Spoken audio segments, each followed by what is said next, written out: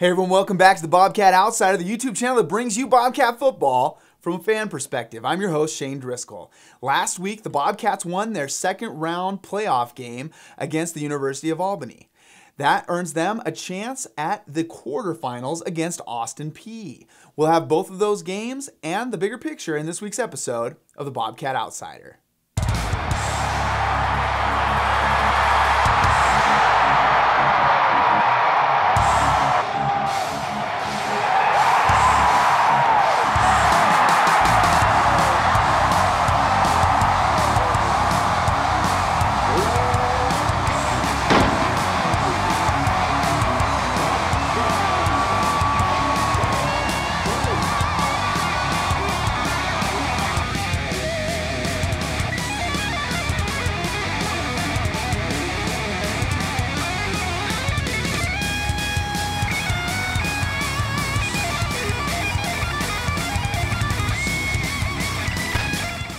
There was no show last week, but I do want to talk to you a little bit about what I expected coming into that game and compare that to what we saw. So going into that game, I had watched the University of Albany's game against Central Connecticut State, and what I saw, I wasn't super impressed by their line play, and I thought that they might be susceptible to some of our run game. And I thought that Montana State would do pretty well in that respect. The thing that stood out to me most about Albany was their passing game. But I was really unimpressed by Central Connecticut's lack of coverage in the passing game. And I just thought, and I heard others say this as well, Montana State just doesn't give up those kinds of plays that these guys were just giving over and over and over. So to kind of revisit those thoughts, I was wrong about Austin Peay's susceptibility to our run game. They had a good plan, a good strategy to kind of bottle up the run game a little bit. Holding the Cats to 4.6 yards per carry on the ground. Now, that is well below the Cats' average, especially coming into this game. That still would lead the conference if that was their average over the span of the year. So you got to kind of keep that in perspective. But yeah, I did think that they performed a lot better than I expected them to do against the Bobcat rushing game. That being said, the other thing that I actually thought this going into the Grizz game, I expected the Bobcats to need the passing game and that would actually be a key element against the Grizz.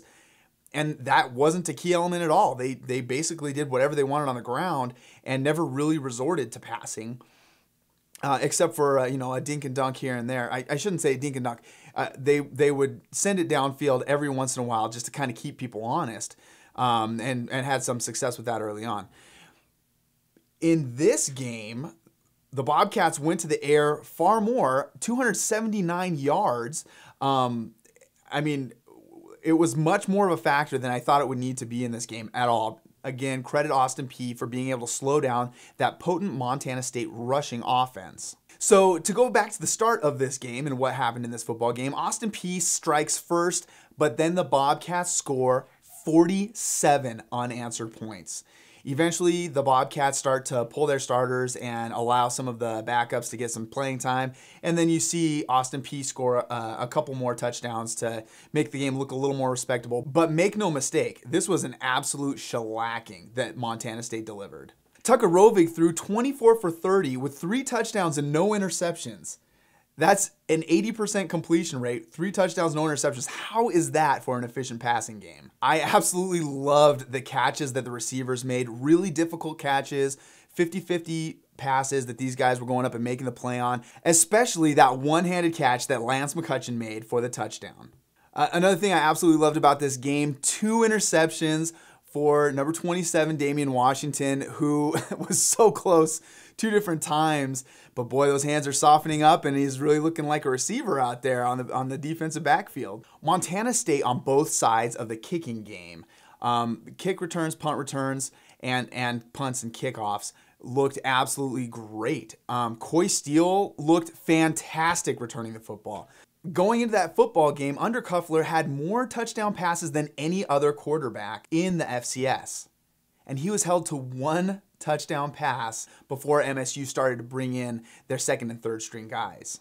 This football game really was an utter domination by the Bobcats, and I want to share something that stood out to me on Monday, the week before that game. So there was an 8 o'clock teleconference with the Albany head coach, and people were asking him different questions about what he thought he saw in the Montana State football team. And some of his answers actually kind of reminded me of what Coach Houck said in the previous game. He was saying things like, well, you know, I haven't looked at that aspect of the game yet, or I'm not sure exactly what we'll do about this yet. And 4 hours later, that was 8 o'clock on Monday Mountain Time. 4 hours later, Jeff Choate gives a symposium on all of the looks that they expect to get out of Albany, all of their strengths, and all of the ways that Albany is going to try to attack them. Right from the very beginning, I knew that Albany was going to have to be traveling over 2,300 miles to get to Montana State. If they weren't prepared on Monday at 8, if they didn't have a good idea of what they were going to look at, they probably were a little bit behind the ball, and I actually think that fed into this football game. I think Montana State was a little bit faster, a little bit bigger and stronger than Albany, but I think the biggest thing was the lack of preparation. And sadly, for those of you who are looking for highlights from this football game, I am not able to give them to you. ESPN had the rights to this football game. Neither any of the news people nor I were able to take any footage from the field level, and so I was able to enjoy this game as a fan. But I was not able to take any highlight video, and so you will not see any of that coming out from me this week. Montana State earns the right to play the winner of the Austin Peay Sacramento State game in the quarterfinals out of that game. Before getting into that game, I want to talk a little bit about the rest of the bracket, and then we'll swing back around and talk about the Sacramento State Austin Peay game, which Austin Peay won convincingly. The University of Montana played Southeast Louisiana, SLU, as we all learned it's not SELA, as they put on the score graphic on the screen. SELA made that game competitive until it got to about 21-31. The Grizz then ended up steamrolling them 73-28. Weber State hangs on to win their football game against Kennesaw State 26-20. Weber earns the right to host their quarterfinal game, which will be played against the Grizz in Ogden on Friday at 8 o'clock. North Dakota State looked a little bit susceptible in the beginning of their football game against Nichols, but in the end, North Dakota State did what North Dakota State does, and they beat them 37-13. And James Madison, the other of the two big powers in this conference, looked a little bit shaky against Monmouth to start out the game. Eventually, though, they ran away with it, scoring 66 points to Monmouth's 21. And in the rematch between University of Northern Iowa and South Dakota State, as rematches commonly do, it went the opposite way the second time. UNI beat South Dakota State in an apparent defensive slugfest 13-10. So Austin Peay came into their football game against Sacramento State the heavy underdog, but then they went on to score the first 28 points of that football game, putting to rest any question as to whether they were good enough to keep up with the Hornets. Watching the game initially, I thought Austin Peay just looked really fast, really physical, and I thought their quarterback, Javon Craig, just looked really good, especially when he ran the ball. But he also had a nice quick release in the passing game, especially when he was under pressure. Saturday night, I didn't feel like I could handicap this game. I just thought the Cats have looked so good, and they've kind of been on a roll. And Austin Peay just put away a team that put away the Cats, the Grizz, Eastern Washington. It was a really good football team earlier on in the season. But I went back and watched that game again, and I decided that I just didn't feel like Sac State looked quite themselves in that football game. They looked reasonably good in general, but Kevin Thompson just wasn't as sharp as he's been in previous football games. He looked really good running the football, but he just wasn't quite doing it through the air. Okay, now time for some key matchups. And I do give this a little bit of a caveat. The only Austin Peay football game that I have watched was that second round game against Sacramento State. But here's what I think that I see. My primary matchup in this football game is going to be Austin Peay's offense, specifically Javon Craig and his ability to pass and run the football, and the Montana State defense and their ability to contain explosive plays. On the other side of the football, I think it's going to be Montana State's dominant running offense against a weakness for Austin Peay, which is their run defense.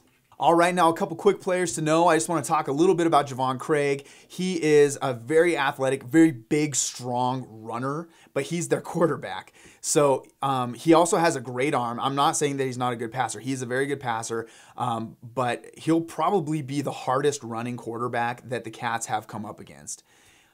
And he'll probably also be the fastest running quarterback the Cats have come up against. Interestingly, Craig was the backup at the start of this season. Their starter went out with an injury. He came on the scene and didn't miss a beat. So one of his best targets is going to be number 11, D'Angelo Wilson, and he's a good wide receiver. Watch out for him out on the edge. And then you want to watch out for Benico Harley out of the backfield. He's a great running back, another really hard runner that the Bobcats are going to have to look out for.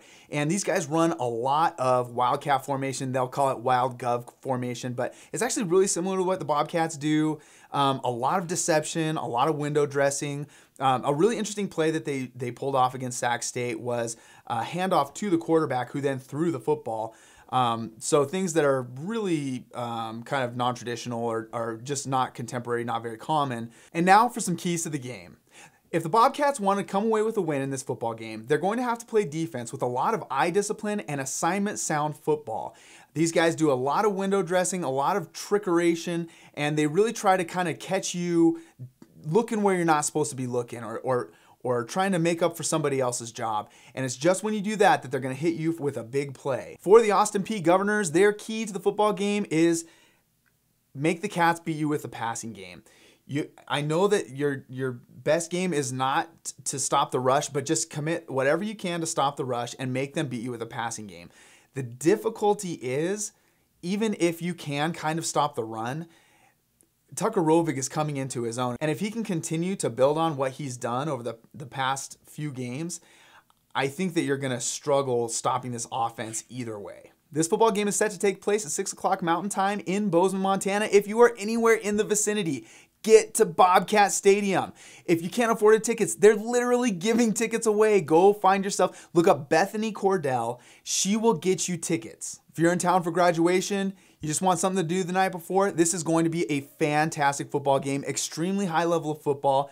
If the Cats win this football game, they will be at the highest level that they have played at since 1984. And now for the shout out of the week, I want to shout out the R&R Cat Cast. They gave me this sweet koozie, and you can get one too if you ask them a cool question about the game sometime between the game and Monday evening.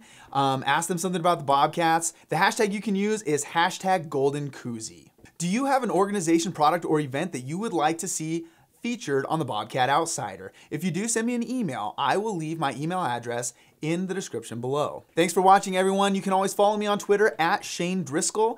You can always find the most knowledgeable, best researched, and most thorough coverage of the Bobcats, Grizzlies, and the Big Sky Conference on Skyline Sports at SkylineSportsMT.com. As always, the Bobcat Outsider is brought to you by Adventures of Shane and Laura. If you love Montana and the national parks, check out the YouTube channel that chronicles our adventures around Montana and beyond. If you liked the video, be sure to leave it a like. If you want to see more like it, click subscribe. We'll see you next time, and until then, go Cats!